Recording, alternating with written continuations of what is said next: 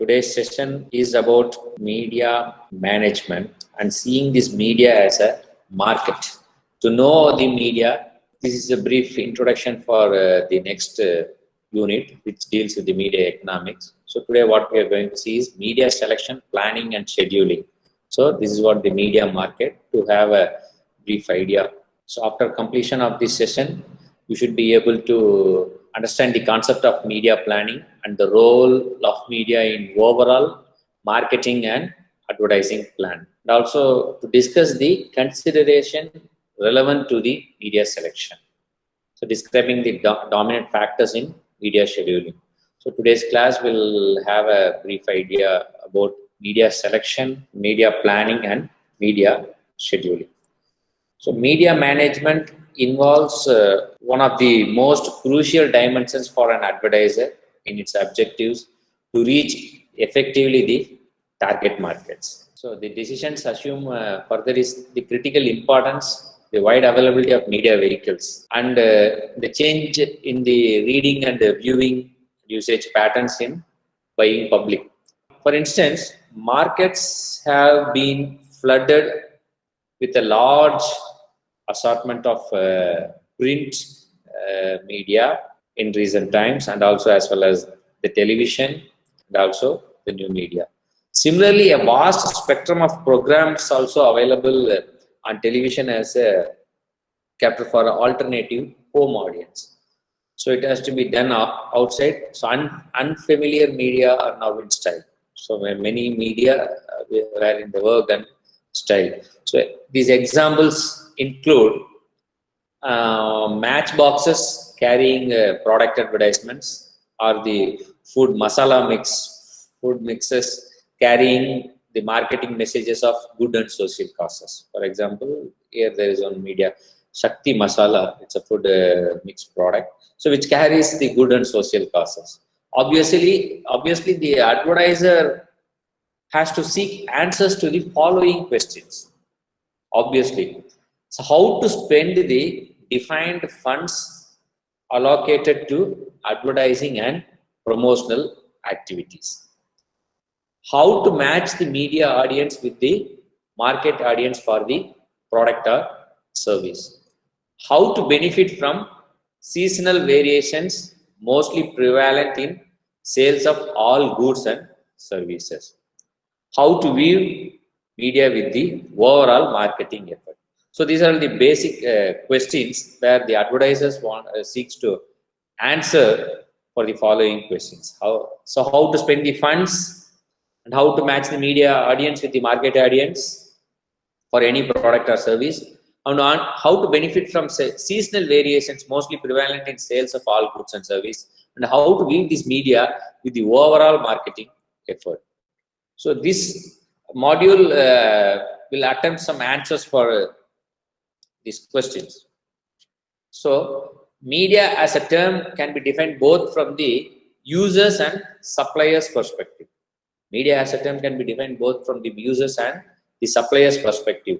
To the users of media, that is advertisers and audiences. From users perspective, it is advertisers and audiences. It is the mix of mediums that carry the advertiser's message and constitute as the vast link between the company and the that manufactures and serves the product, and the customer who buy or might wish to buying it. So this is what the perspective of an user. So for the perspective of a user is advertiser's message constitute a vast link between the company that manufactures and sells the product and the customer who buy or might wish to buying it. So it's like a marketing communication aimed at wider audiences located at different places.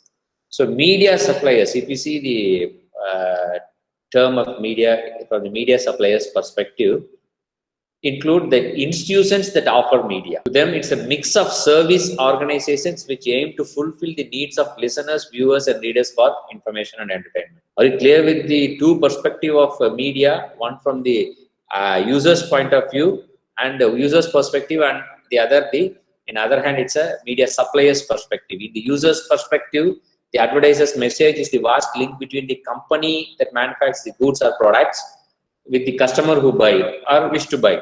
And from the media supplier's perspective, the media is termed to be a mix of service organizations which aim to fulfill their needs of listeners, their needs for the listeners, viewers, and readers for information and entertainment. You see, the important point to be noted is media are not primarily and purely for carrying the marketing messages. They render a far more meaningful and comprehensive set of beneficial services in which, besides entertainment and information, marketing messages are carried to the audience. So that is the main important thing to be noted is media is not primarily for carrying the marketing messages. Besides entertainment and information, marketing messages are carried to the audience. Naturally, therefore, each medium will do its best for making it more effective, attractive, effective, and closer to its audience. These media themselves have to market to the media users. So the different types of media, advertisers virtually face ocean full of media choices, though many of them may be summarily rejected as being irrelevant, either the product type or consumer types. So what are the different types of media? The following are the different types of media where an advertiser or the manufacturer of goods or products can use to market their product. Directory media, we will see the definition later of each and every media type. Just here I listed out some of the media types. Directory media, direct mail media, radio advertising, point of purchase media, outdoor media, newspaper, media magazine, transit media, screen media, television media, specialty media. So these are the different types of media outlets available for an advertisers to carry their message. So now we will get into the process of media planning. So like any other planning, media planning is done by specialists who have the necessary amount of training and experiences. Normally, media planning answers the following questions: when, which, how much, the timing of the ad publication, the selection of the media, how the coordination in media planning, how much the budgeting of the ad resources. So thus, media planning is a process of designing a course of action that shows how advertising time and space will be used to contribute to the achievement of marketing objective. In this process, media planner takes into consideration factors like media strategy, tactics, different various media planning models, and the effect of advertising along with procedures for buying media. So media plan is the end product of media planning, and it's similar to a blueprint of advertising programs of a company. To obtain this blueprint, the company must become involved in many activities that are related to the firm's marketing situation. So here the company has to work with the marketing situations of the manufacturer's activity. Scope of a media plan. So media planning activities, it's a process. Three things has to be done: the situation analysis, marketing strategy plans, and creative strategy plan. So the purpose of the situation analysis is to understand the marketing problem. So an analysis is made of a company and its competitors, size and share of total market, sales history, costs and profits, distribution practice, methods of selling, use of advertising. So the situation analysis will analyze the first preliminary stage of analysis, which analyze the parts. So the marketing strategy plans. The purpose of the marketing strategy plan is to plan activities which will solve one or more of their marketing problems, their marketing objectives, product and selling spending strategy, distribution strategy, which the elements of marketing mix are used, and identify the best marketing segments. So the creative strategy plan, as we said, media planning is a process. These are the process which involve creative strategy plan. In this stage, you have to plan what to communicate through advertisements, including the determination of how product can meet the consumer needs, how product will be positioned to advertisements, copy, creative field, creative requirements, specific objectives of each advertisements, and number and size of advertisements. So with this, all this, considering all these factors are important and doing base research, then taking into account of all these points, we have to set our media objectives. Before setting our media objectives, the situation analysis, marketing strategy plans, and creative strategy plans has to be considered, and it has to be worked out, and it to set our media objective. So the media objectives purpose is to translate marketing objectives and strategies into goal that media can accomplish. Then after setting up the media objective, you have to translate marketing objectives, what you say, translate the marketing objects and the goal media can accomplish. So to determine the media strategy. So as a media setting, before setting up the media objective, the media plan, the situation analysis, the creative strategy, the marketing strategy, and the situation analysis plan. So this will help you to, this groundwork will of the product and from the marketer will help you to come out with a good media plan. At each stage of this planning process, you would recognize the importance of facts and figures and ways to study them in order to take sub decisions, the next decision. So the relevance of the information analysis, the base begins in the first stage through till the evaluation stage. So what information is required at each stage will be studied as we go along. So let us study the important stage in the planning process. The first is the setting media objective. Why do we think we need to set objectives at all? Because objectives are the guidelines laying out just what is required of the plan. So objectives answer questions of who the advertising needs to reach, where, when, how many, how often, how long, and in what environment. So this media objective will tell you the answer for all these questions, which is what we call it as setting media objectives. What is the kind of information required? What are the factors which would influence setting media objectives? So by answering these questions, you are essentially in the first stage in the planning process. And there are broadly five elements in a media objective statement. Target audience, the geographic concentration, timing consideration, reach frequency, creative requirement. So these are the broadly five elements which for media objective statement in a media plan. So let me examine each of the individual element. Target audience, the first target audience, identifying whom the communication is aimed at the very first task. So this is identifying, this is done by identifying the persons who are recognized to be major contributors to the brand. For instance, the target, who is the target audience for motorcycle? The motorcycle would most likely be men in the age group of 18 to 40 years and with a monthly income of minimum rupees, at least rupees 8,000 and above. So this kind of information, so the target audience, this kind of information which is looked at this stage is product usership data. In terms of target audience, demographic and psychographic profile. So the target audience is the demographic and psychographic profile, which tells you the reason. So while the first identifies the person and second identifies his lifestyle or interest. So the target audience is whom you're going to communicate the message or about your product. The second, the geographic concentration. So a brand sales pattern would differ from market to market. See, certain markets are higher in priority because of being large and being large volume markets, and some competitive markets are developmental markets. So media objectives need to specify increased weight plan for such markets. So there is the geographies, nothing in the market here I mentioned. So the information looked for this geographic purpose is the performance of the particular geographical area. Some large volume markets, some will be developmental markets. According to the geographical concentration, the media objectives has to be set.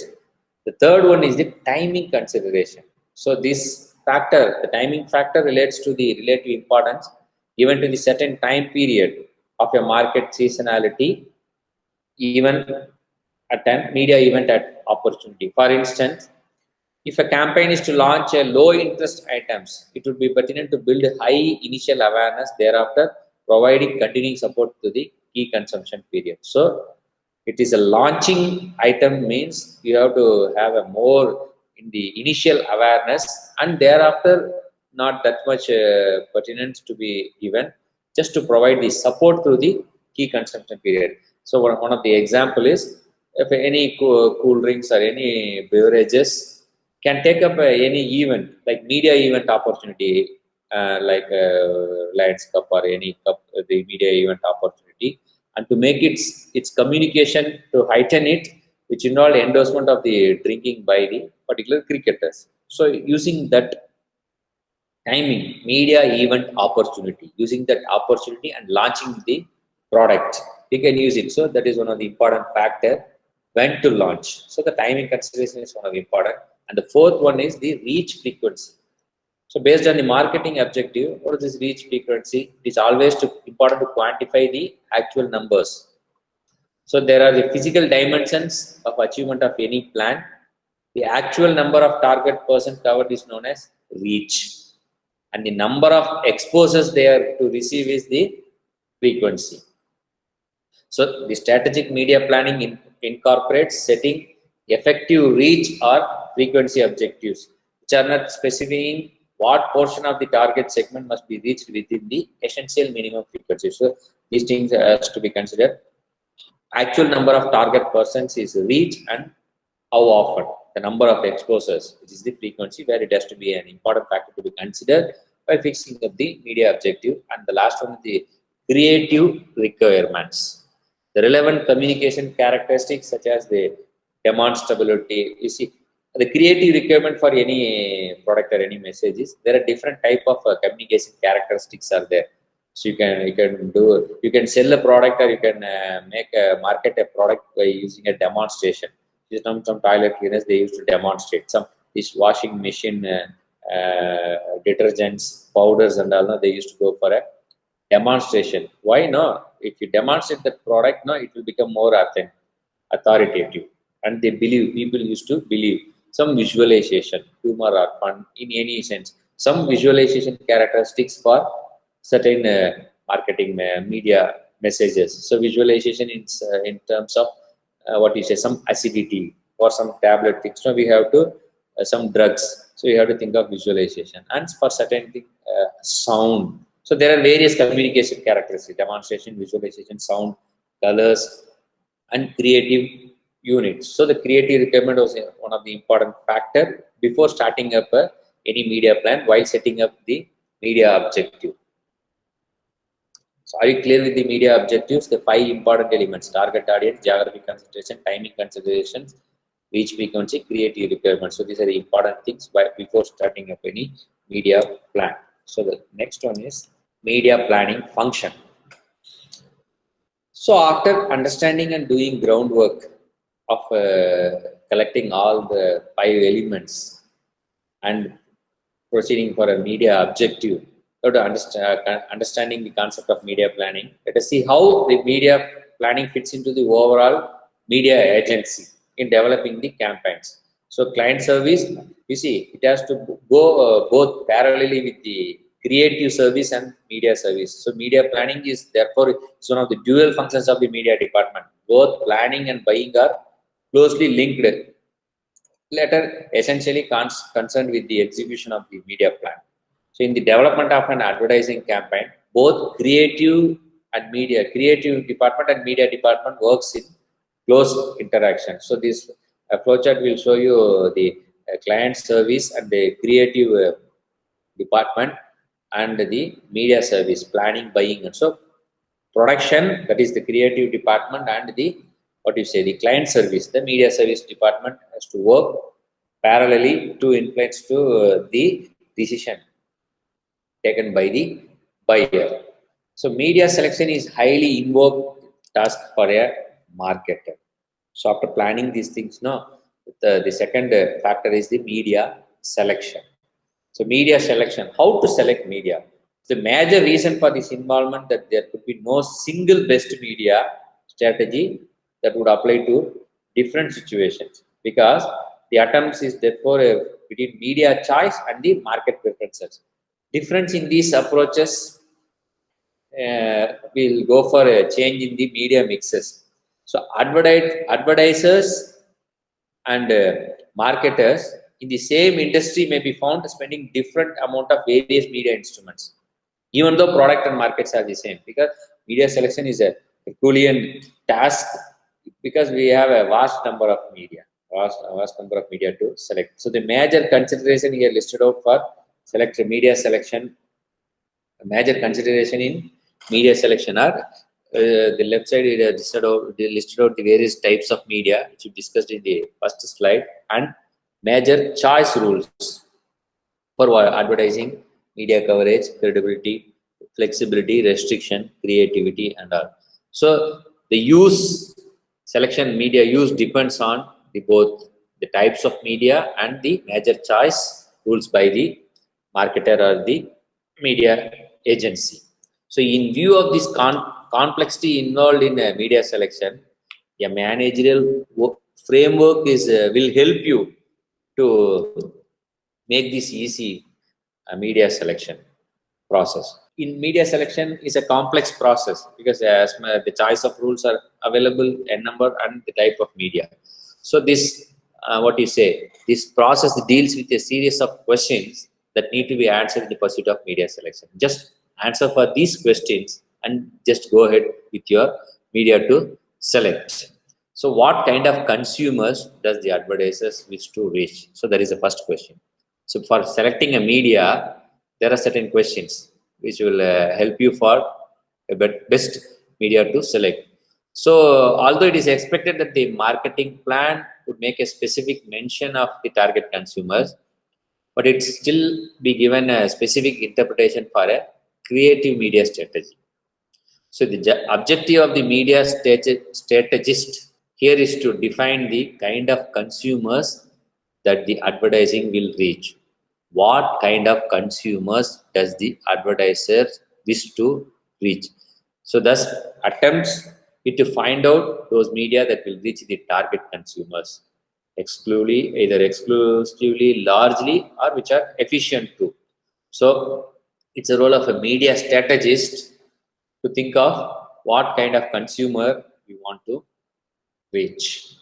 So one option is the consumer demographics, consumer psychographics, and the product usage. This will help you to decide what kind of consumer to use. So it also outlines the area of data requirement for the media choices, the demographics, psychographics, and product usage details. The data will help you to select the target market choice.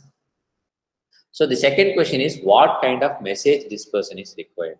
After deciding what kind of consumers does the advertisers wish to reach, having all the demographic, psychographic details, the second question, what kind of message this person is required? So the important is also the important strategy in media selection. What kind of message this person is? Just the message to reach a smaller audience but more frequently, or a bigger audience with less often.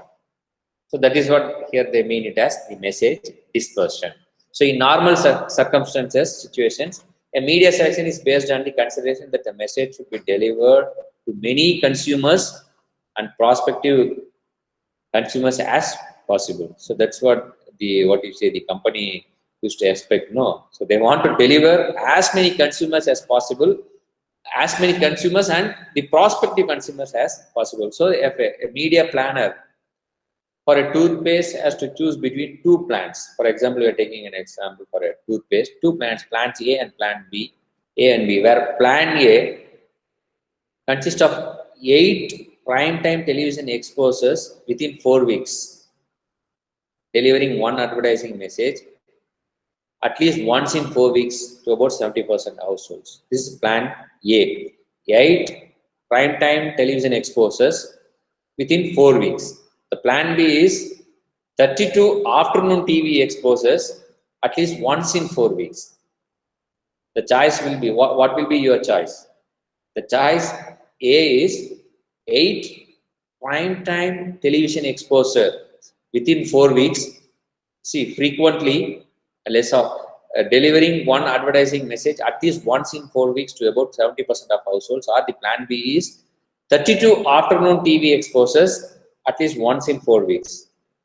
Obviously, most of the choice will be plan A. How frequently and less often, you decide. Okay, what sort of dispersion you want for your advertising message? 8 prime time television exposure or 32 afternoon TV exposure. Obviously, you will choose plan A, the prime time 8 exposures, not the afternoon TV exposures 32 times. So the name of the game is the number of the people reached. However, many research evidence bring a note of caution in the above selection, because we are not every day they are doing research. This evidence suggests exposure is usually ineffective. The central goal of media selection should be place emphasis on enhancing the frequency of exposure rather than reach. So this is one important point that they come out with the research. The media selection has to place emphasis on enhancing the frequency of exposure rather than reach. So it is believed, because the prime time will help you for more reachability, and the afternoon TV exposure will help you for more frequency of exposure. So it is believed that exposure frequency of 2 within a purchase cycle is quite effective, while increasing the frequency beyond 3 exposures, even though spread out for 4 or even 8 weeks, no, it won't be effective, but a decreasing rate. So these some studies are there which they are working on this media, media frequency. The issue gets further complicated with the introduction of message dispersion advertiser. It is not a matter how much we reach. It is a matter of how they are giving emphasis to how many times, how much frequency of exposure. So many media strategies support the pulsing or waving pattern of message release on the ground of cost efficiency. So it strengthens the threshold level of our advertisement. So the frequency. So as you see, the prime time or the frequency of, or how frequent or how less often. Okay. Usually the frequency of exposure will work out more. Some research is suggesting. The third question is, what kind of seasonal and regional concentration is required for advertising? The task of media selection is conditioned by the element of seasonal or regional variation in the media intensity. So it is especially important for those products and services that have seasonal or regional demand. For example, seasonal products, ice creams, soft drinks, air conditions, ceiling fans, and some festive demands for pujas and Christmas, and some even for some textile items for festive demand. So the seasonal regional concentration is one of the important factor to be considered and to answer for a proper best media selection. Subcultures like the lifestyles depends on the seasonal selection. So setting the media in this mode of seasonal concentration is usually easier than the regional concentration. So seasonal and regional demands has to be taken care while selecting a media. And the fourth question is, what attributes should be inherent in a selected media? What attributes? So here they are going for a media must add value to the marketing messages. So this is most important attribute that is inherent in a good media. So the value is both qualitative and quantitative. Quantitative means the media having their own weight to the messages. For example, a particular newspaper is known for its fair editorial content and fair news. No, then the judicious selection of advertisement will appear in just such a newspaper. Paper will carry an additional effect. It's given an added effect for the advertising message. The second one is the other option is some media is highly inexpensive but can deliver the message only at a broad scale. So here media adds the attribution or the quality of the media adds value to the products. There are ways in media strategies find solution for this. Percepting so the attributes of the media will also plays an important role in selecting the media. So by summarizing the selection pattern of answering the questions, what kind of consumer do you want? Psychographic, demographic, and characteristics. What kind of message dispersion? The frequency of exposure. What kind of seasonal or regional concentration? Seasonal demands and festival demands. I have mentioned some few examples of products and what attributes the media attributes. So by having a value of the media will add value to our products. So these are the questions to be considered before selecting a media. Next is the media scheduling. After planning, setting media objectives, and doing research work, groundwork, and coming to the selection of media, even selection of media, answering for many questions, coming to media scheduling. Once the media planning and selection is completed to the satisfaction of both the advertisers and the media agencies, now the attention is diverted to the task of deciding the media scheduling. So it concerns answering such questions as how many of each media vehicle space and time units be bought. This scheduling is not just scheduling your message, media message. Over what and time units this will be bought, and over what period should such buying be. So do we want a steady schedule or do we want a pulsed campaign? So concentrating heavily in the beginning and later slowing down. So yes, we want a steady schedule or a pulsed campaign, concentrating in the beginning and later slowing down. So normally media scheduling is considered of a 4-week period in any instance. Thus an advertiser, the following 6 types of schedules are available for scheduling a media plan. There are 6 types of schedules are available. Steady pulse. Steady pulse is the easiest types of schedules to prepare. For example, 1 ad per week for 52 weeks or 1 ad per month for 12 months.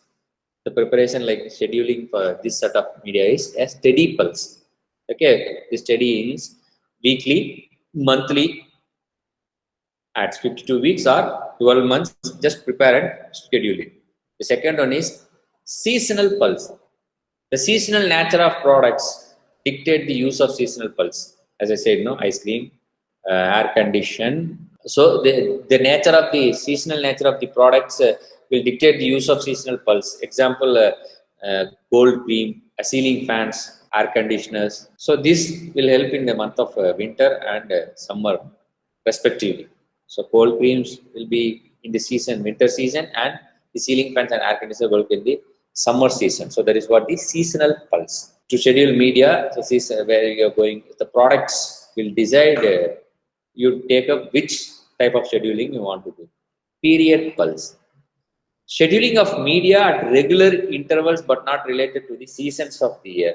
It is called the periodic pulse. So for example, as I mentioned in the media selection, no, when you are selecting the media, concentration on season. Okay, here the period pulse is, it is not like putting the media in a regular interval period. It's, the periodic pulse is media scheduling for consumer durables like festival demands and puja, some food items, processed foods for Christmas festivals or for gifting purpose. So for particular seasons. So the period pulse. And the fourth one is erratic pulse. So when advertising is spaced at irregular intervals, it is called as erratic pulse. What is this erratic pulse? It's by itself, it's not to be ignored. It's quite likely the advertiser is trying to cause changes in the typical purchase cycles.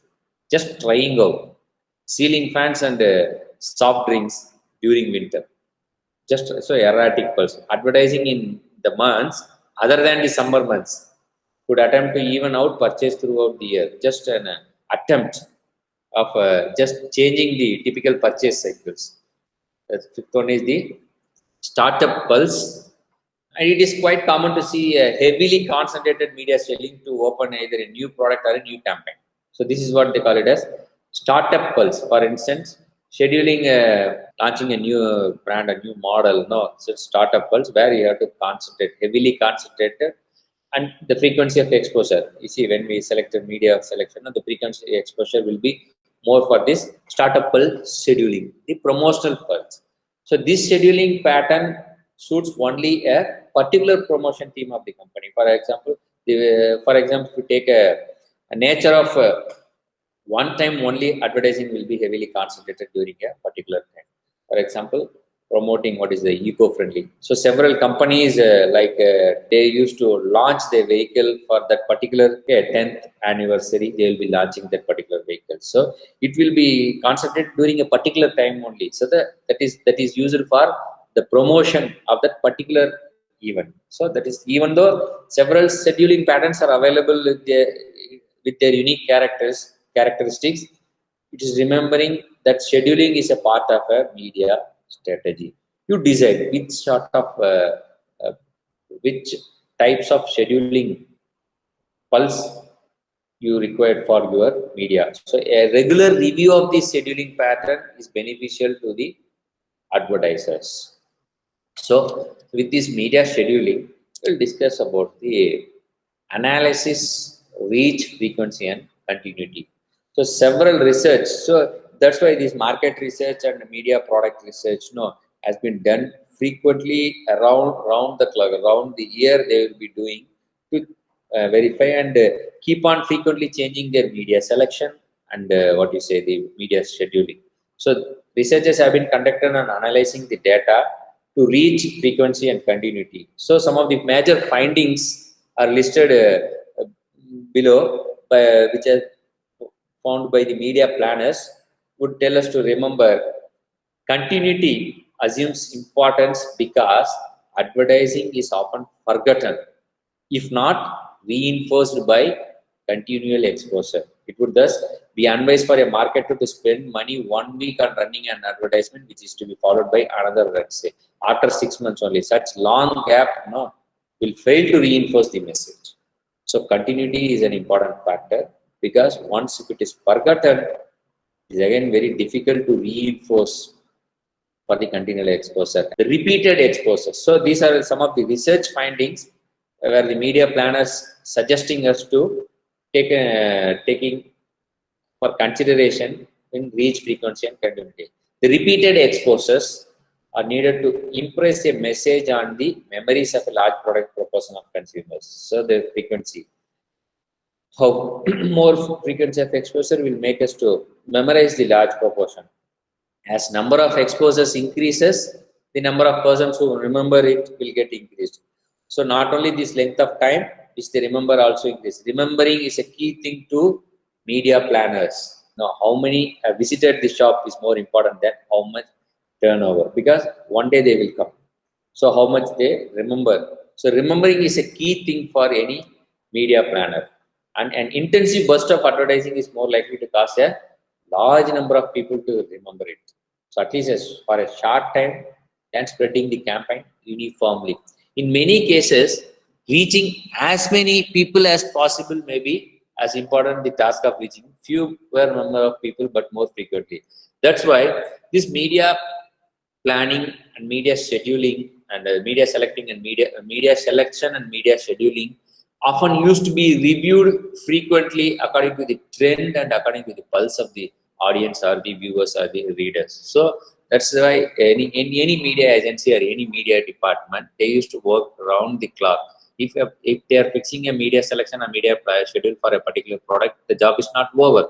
It has to be continued throughout the year, and they have to change the strategy. And as a media planner or media strategist, you have to change the pattern very often. Okay, so it goes with the emphasizing the media planning is more an art than a science, because many credible and applied scientific methods have been evolved from this media planning. So it tests the knowledge, perception, and skills of any media planner. So in any media management, the role of media planner and media strategist is very important. So as I said, why I am repeating, once the product is launched or once the product advertisement message is done, the job of the media scheduling and selection is not over. You have to frequently change on working on reviewing it and taking suggestion from the market research and taking suggestion from the creative media department, and you have to keep on changing and you have to present. So okay, now I'll summarize the class. So media planning is a decision making process aimed to arrive three basic decisions. What should be the media objective? Which media should be selected? How are the selected media to be used? A media plan evolves from and fully integrated with the marketing, advertising, or creative objectives. Evaluating media opportunities is to explore which media are available and what role they could play in the coverage of the target audience.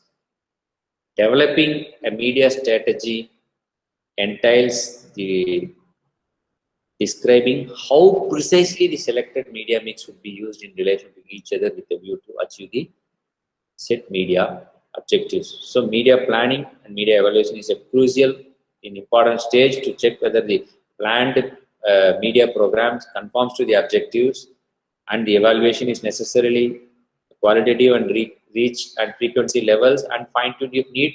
Before the plan is implemented, we can review and we can change it.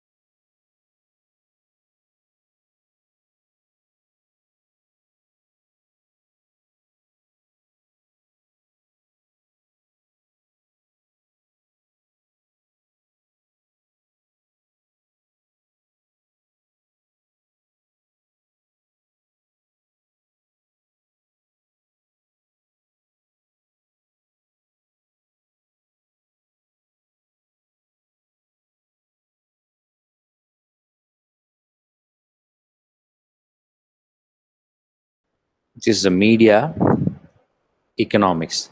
The unit 2 of your media management syllabus is media economics.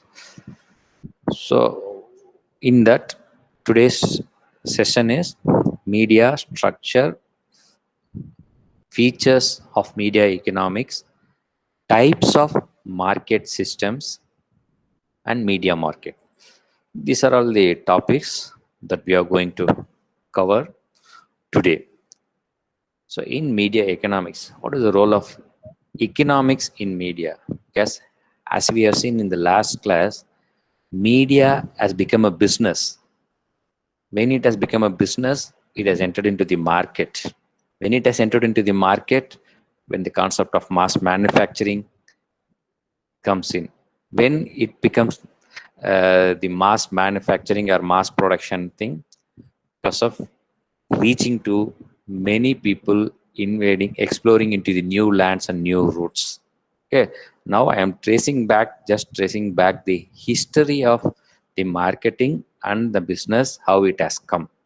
Okay, so likewise it has become a business and it has become a market. So if these market and business involves economics, and media is being an business entity. The media also involved with some economics. What we are going to see in our media management module paper is basic ideas and basic concepts in media economics. In that, the first topic for today is media structure, different media, how media is structured. As you all know, print media, electronic media, and what are the different features of media economics. Economics involved in many fields, and when it comes to media, what are the features or distinctive features? And types of market systems. What are the different types of, when it becomes a market, then we have to compare the media with the market and different types of market system and what is media market. So this class will be an introductory session for all these topics that I have mentioned here.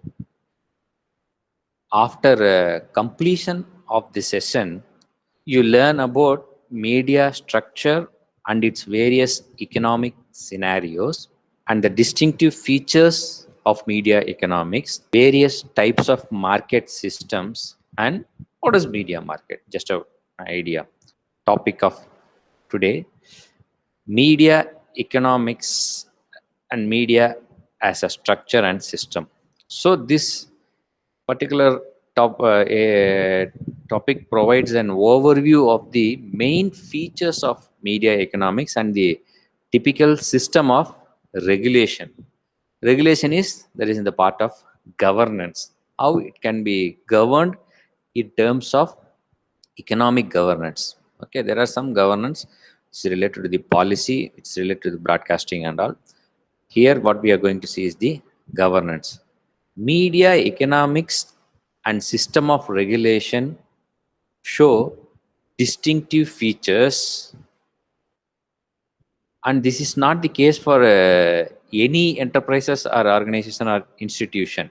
As I said, economics involved in many organizations or many entities or many institutions, and that is not the case for media, because media has its own distinctive features in economics. That's why we have to see what are those distinctive features related to media and system of regulation, that is governance, which is compared with the other industry sectors and other institutional areas. Why this is distinct from other organization or other institute?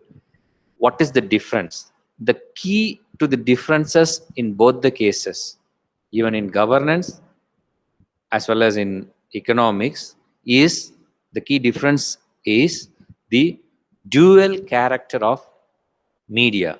What is the dual character of media? Media being both a commercial enterprise and a key element in the political, cultural, and social life to society. So there is a dual character of media. It's a commercial enterprise as an organization, as an institution, as a firm. It is a commercial enterprise, and the other side of character of media is it's one of the main element in the political, cultural, and social life of the society. They cannot be left entirely to the marketplace or closely be regulated. So that's why the governance comes, because we cannot leave this media entire to the marketplace for such other organizations, or we can't closely regulate because of its nature, that is dual character, commercial as well as social entity. So neither media forms nor governments have a free hand to imply the policy.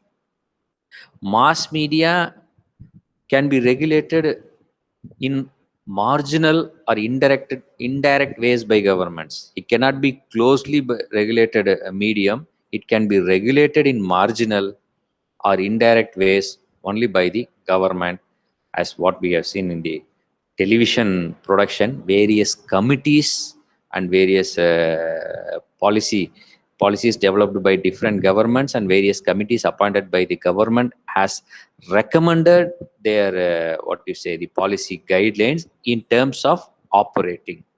So for regulating the media, Now I want to just recall uh, one of the thing that we discussed in that television production mass media policy is, after emergency, Indira Gandhi came to the power. She felt that there should be some sort of regulation or control over the media, then media, uh, television and radio, to imbalance the uh, elements or message created by the free press. So the governments has recommended, appointed various committees to regulate. So what here telling is mass media can be regulated in marginal or indirect ways by governments. Just a recall of various committees and various policies developed by the government.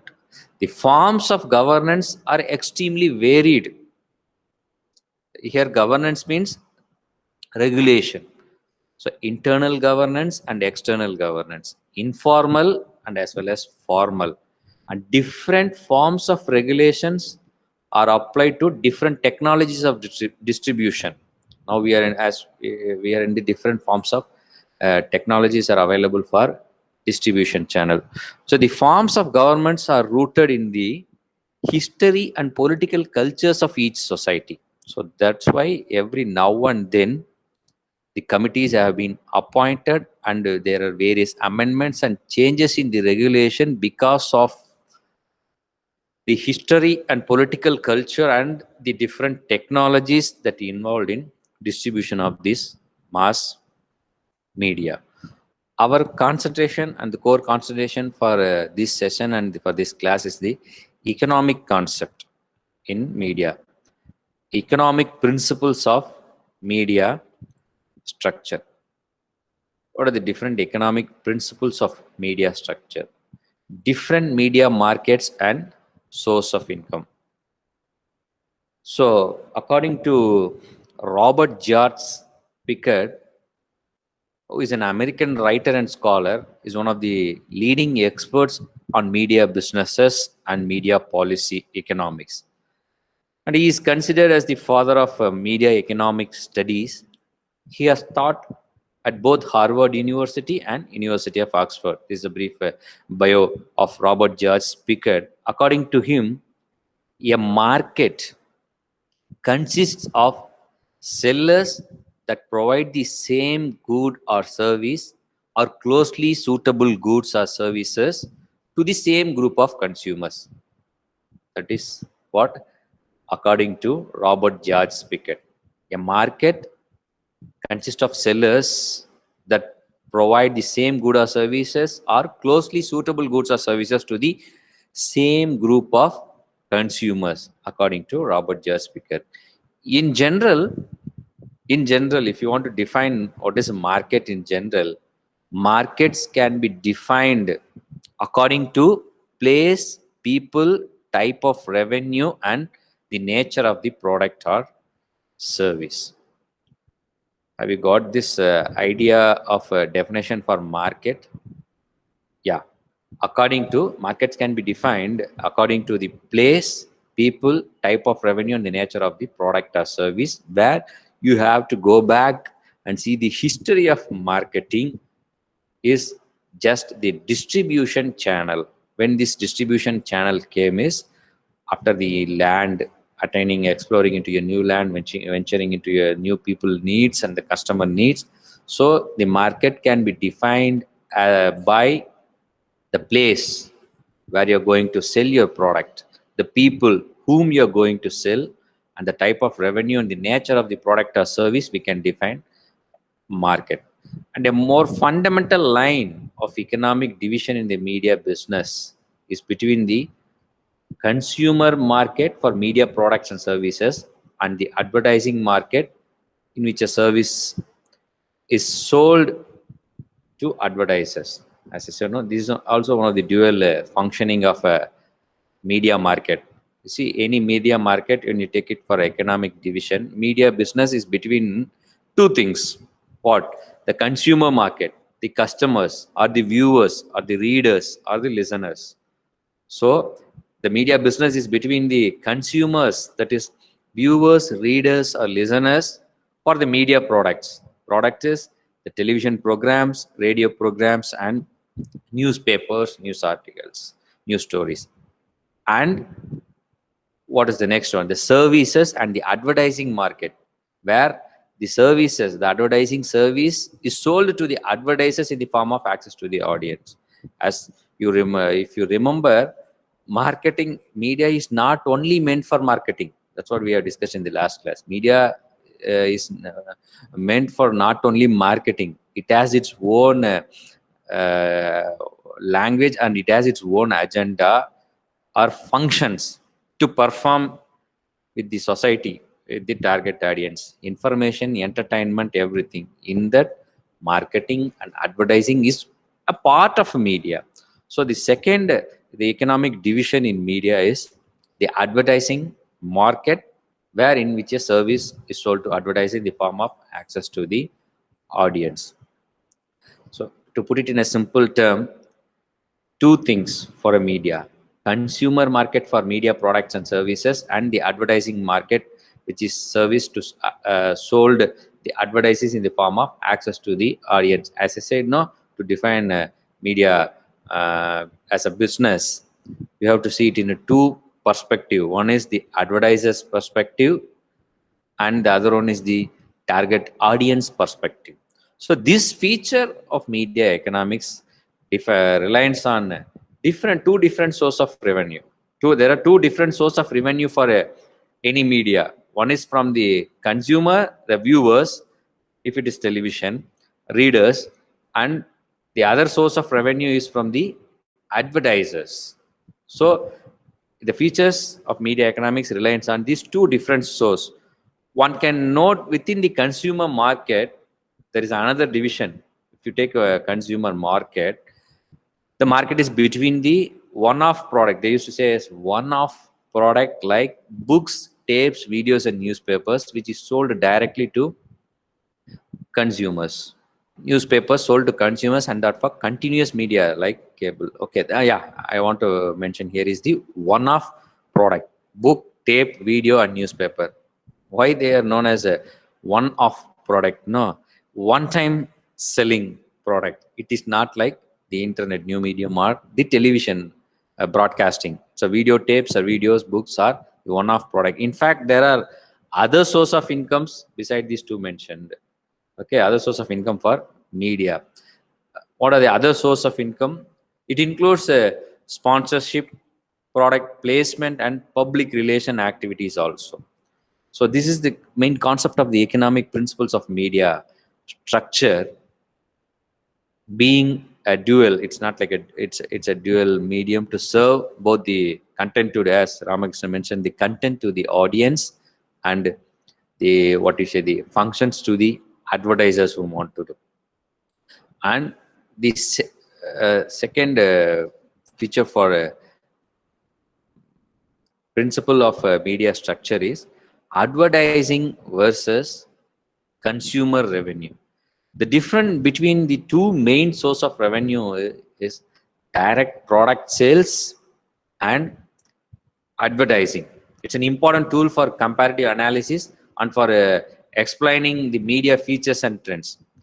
The distinction between these media types, some media are rather unsuitable for advertising. So, as I mentioned, that one-off media, video tapes, books, I said it as one-off media. No, they are sometimes it won't be suitable for, unsuitable for advertising, while others can operate in the markets like television, radio, newspapers, magazines, and internet.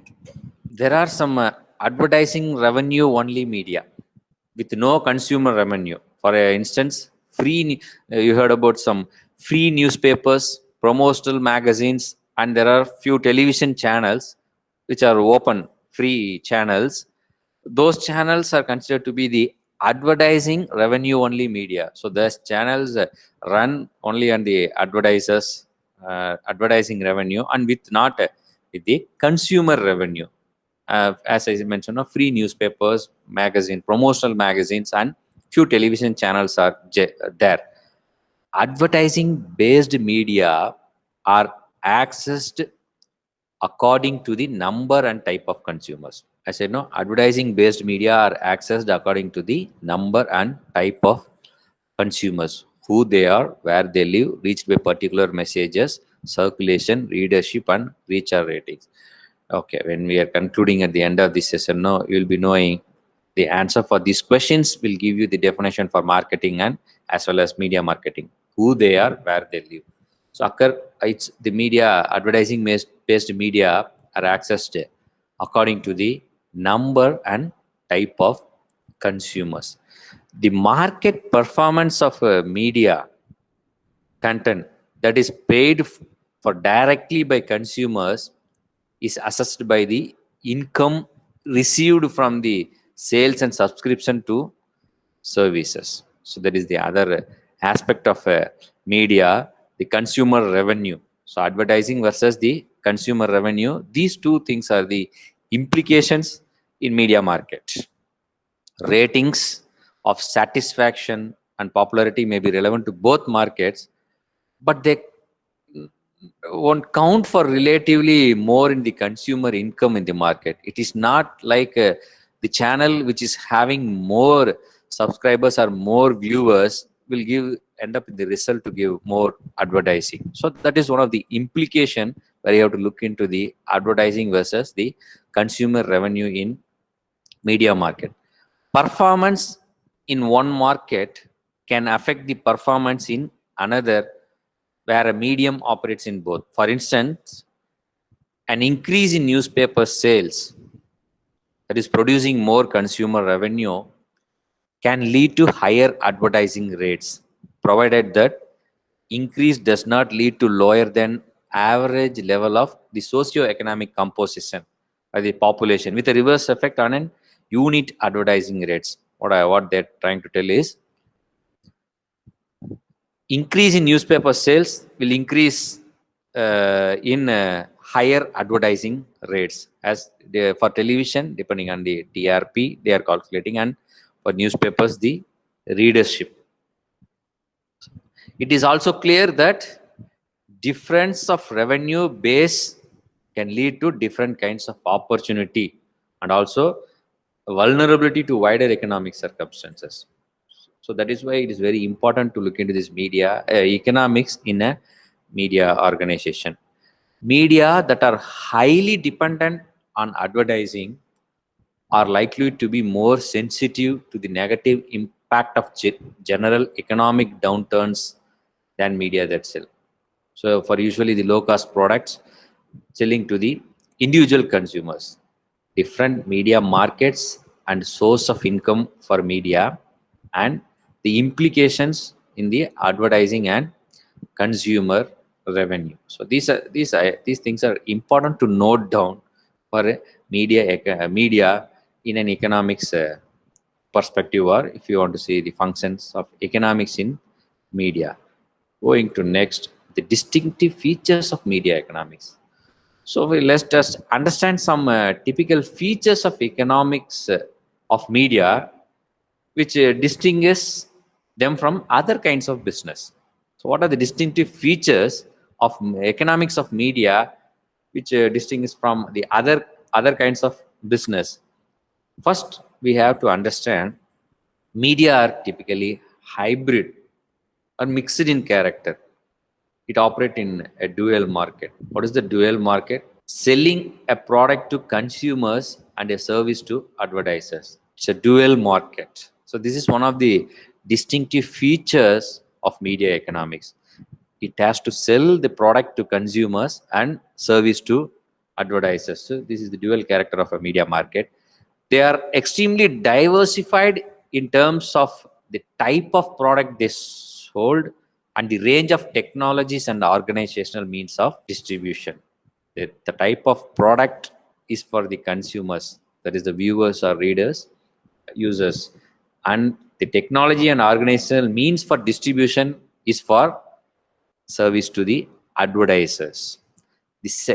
Secondly, media cost structures. The media cost structures are characterized by high labor incentives and high fixed costs. Although both dependencies are diminishing as a result of technological change and media expansion. Because of media expansion and technological change, technological development, these things are changing. So media cost structures are characterized by high fixed costs. And the third feature is high degree of uncertainty, which refers, and also the uniqueness of the product, which high degree of uncertainty refers to the consumer evaluation. What you mentioned, the consumer evaluation, because it is still difficult to predict audience taste for music, films, or books. However, much manipulation through publicity is tried. That's how. That's where the scope of market research comes in, because one of the feature of media is it has a high degree of uncertainty, and that is it is very difficult to predict the audience taste for music, films. Before for example, for instance, before corona, the viewing or media using habits was totally different, so it is difficult to predict audience taste for media usage. What I mentioned is the music, films, or books. It's very difficult to know the taste of people. So here comes the scope of doing market research, knowing the two things to do market research. One is to know the effectiveness or the impact of the message or the advertising that you broadcasted on the your media. That is one aspect of knowing with market research. The other thing is to know the pulse of the audience or the customer or consumer and what they expect, not only from the product and the message from media. So the next feature is standardization. Many media products can be easily differentiated on a day-to-day basis and can rarely be repeatedly sold in exactly same form. Standardization is one of the important feature which works in a media product, because media organization and the product has a unique feature of having the creative characteristics. We can standardize the media products, which can be easily differentiated on a day-to-day basis, basing on receiving the pulse or the audience or viewers perspective. Next feature is media seem has a tendency of concentration. So this is one of the important feature for media when compared to any other business. This may happen because of the advantages of monopoly control of advertising markets are so evident. And the next media feature is hard to enter without large capital resources. This is also one of the important feature of media economics.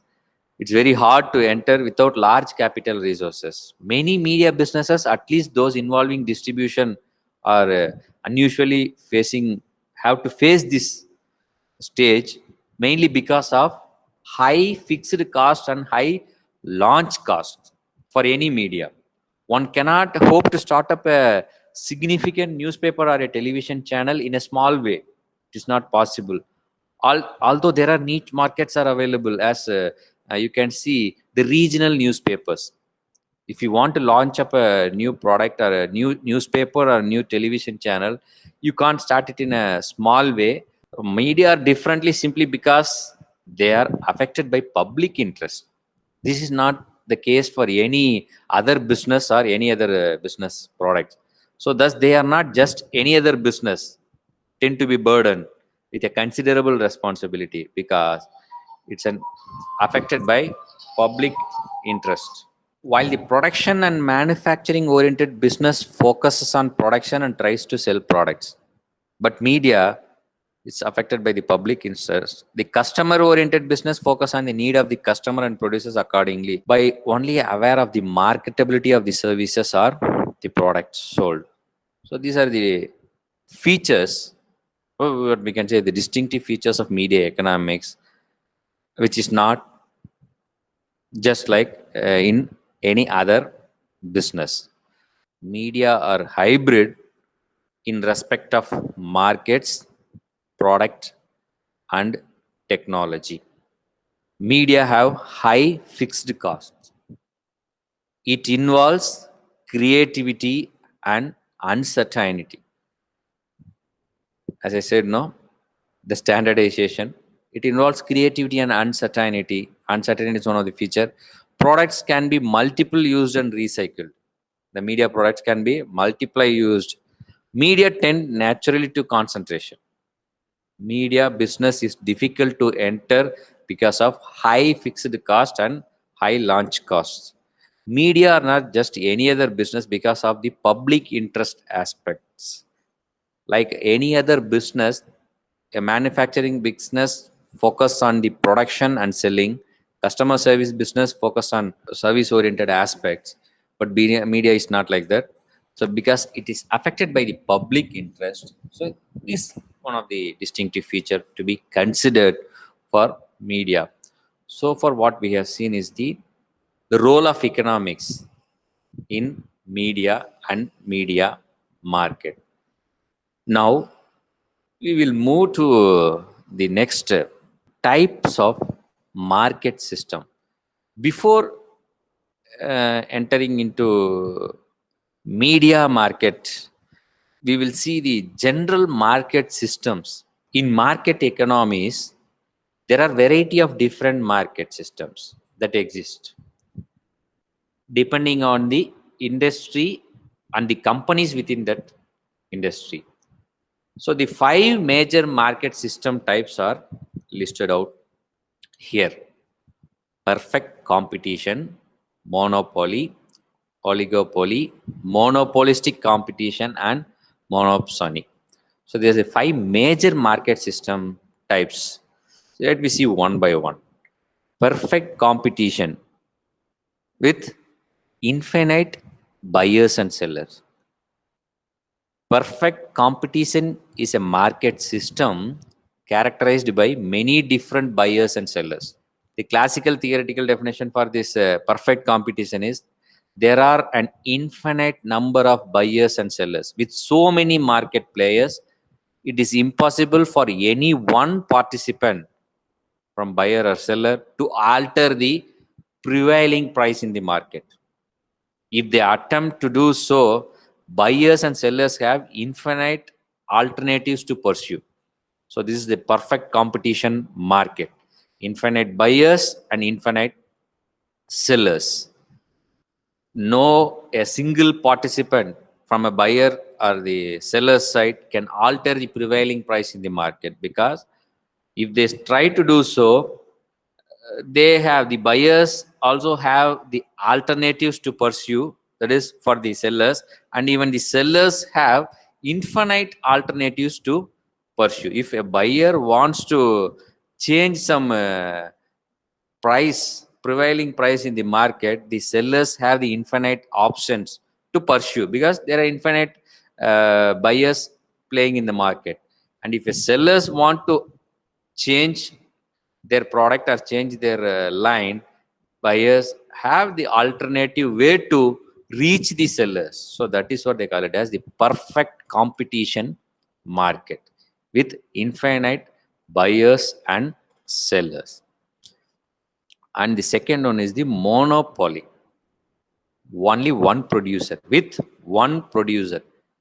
A monopoly is the exact opposite form of market system as perfect competition. In a pure monopoly, there is only one producer of a particular good or service, and generally no regional substitute. So what will happen in such a market system?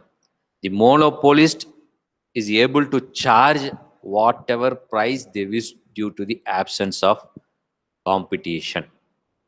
But their overall revenue will be limited by the ability of willingness of customers to pay their price.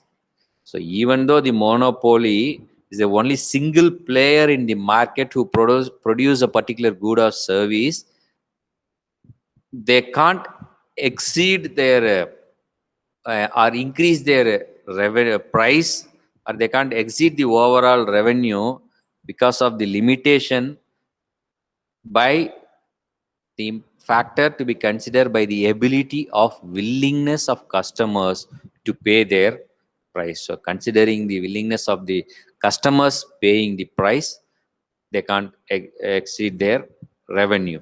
The next one is the oligopoly. An oligopoly is similar in many ways to a monopoly.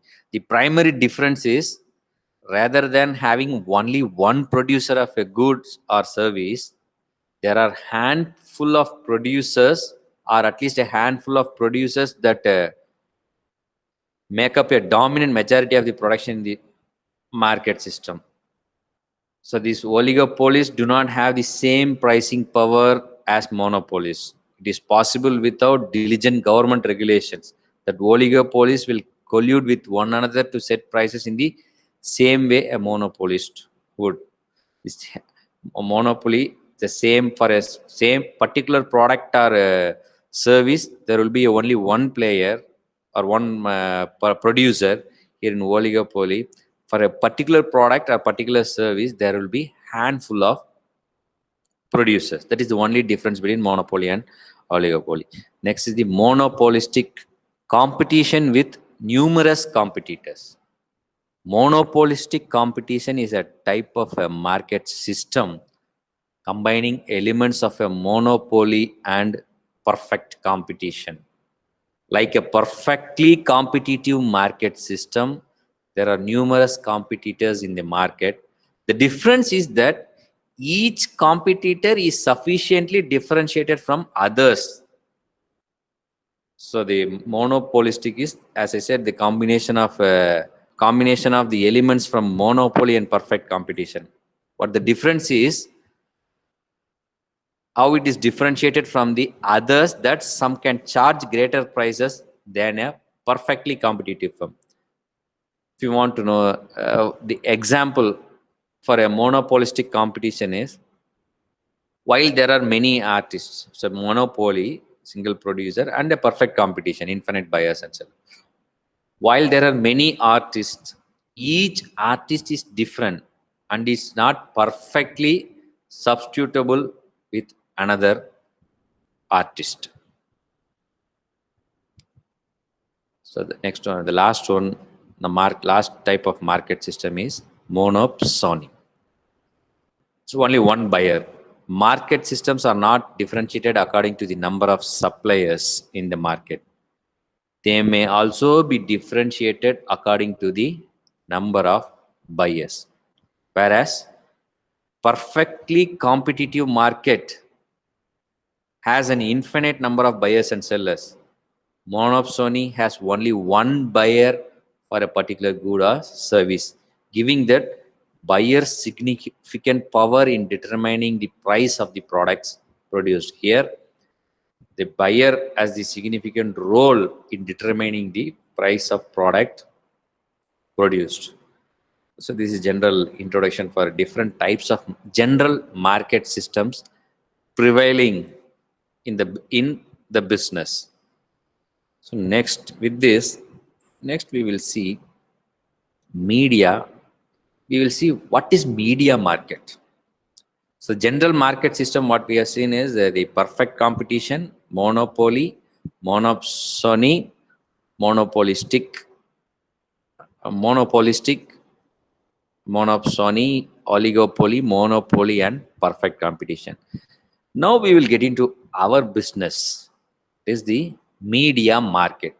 How this media market can be categorized by the area of dominant influence.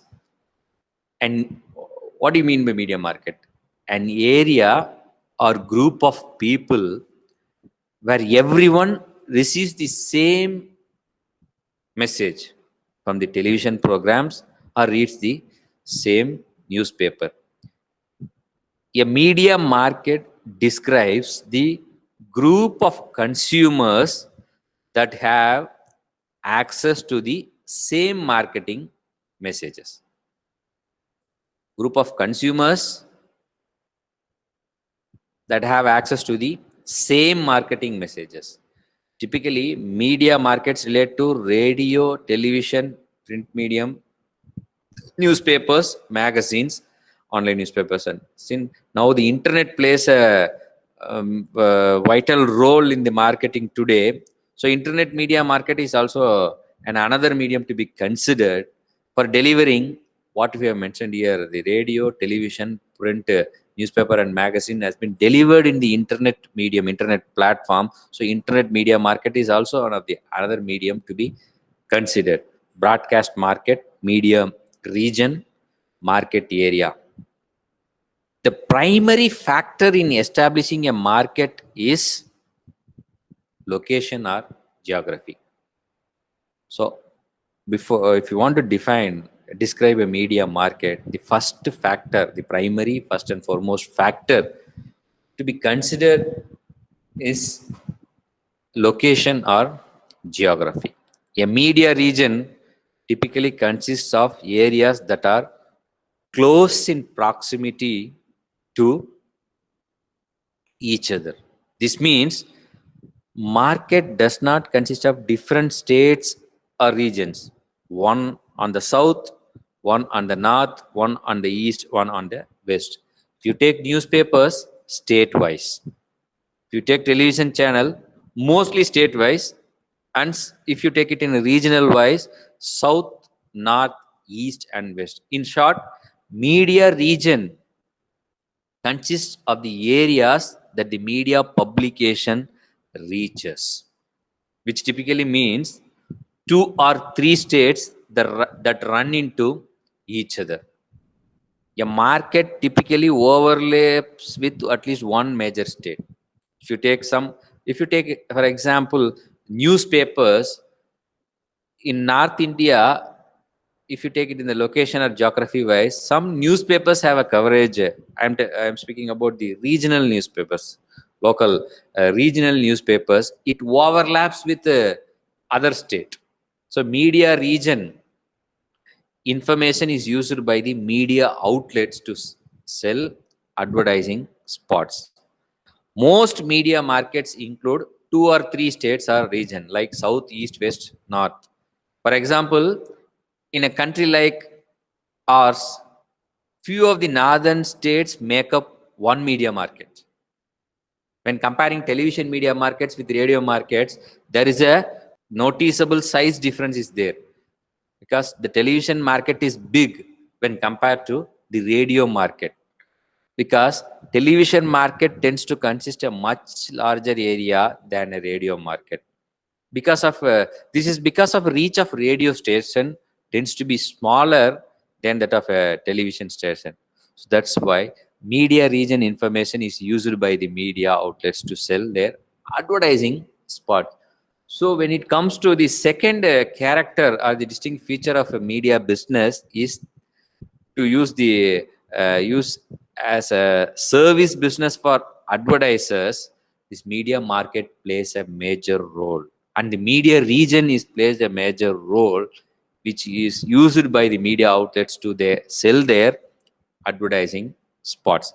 For example, how this media region is identified and how it has been charged and how the cost has been fixed and all has been done by the market research. For example, Nielsen Media Research and many market research organizations are there, market research, which tracks the viewing behavior of individual households that fall within each media market. So that is, as I said before, the scope of market research companies, market research firms, which tracks the viewing behavior of individual households. This will give you the input for defining and describing the media region and the media market, which will be more helpful for any media enterprise to fix and sell their advertising spots. So what they are going to track, these market research companies? They're tracking the information, the data collecting, which includes demographics, such as our age of the individuals, in the household, income levels, education levels, and other information about the consumers of the media. So the advertisers can use this information to identify whether or that not the media outlet is appropriate for its product or services. So the market media region will tells you the advertisers to take up this media outlet for their selling, for their as their medium. For example, if a company sells cosmetics for teens, it will review the information about the people and households that are in the media market to see if their target market exists within that media region. That is why this is important. So defining the media market is very important, and the primary factor is from the location and to the media region, which tells you the demographic and all the information that required for any media market. Got some idea about the media structure and the importance of a role of economics in media, and the features of media economics and why it is different from other businesses, and the market system types, and just an introduction brief idea about the media market.